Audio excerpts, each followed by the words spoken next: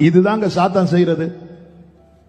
ஒருத்தனை பாழாக்கணும்னு நினைச்சிட்டான், அவன் பிரேயர் லைஃப்ல கை வச்சிருவான்.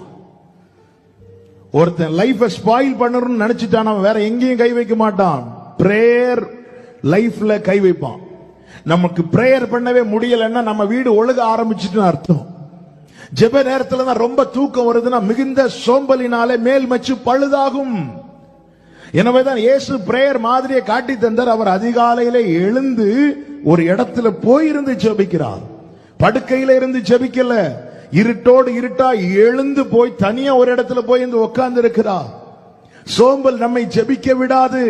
இயேசு எனவேதான் அந்த மாதிரியை காண்பித்து தந்தார்.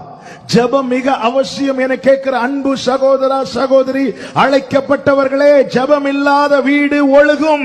ஜெபம் இல்லாத வீடு பாழாக ஆரம்பிச்சிடும். ஆரம்பத்தில் தெரியாது, சின்ன லீக் மாதிரி தான் இருக்கும், தெரியவே தெரியாது. இதுதாங்க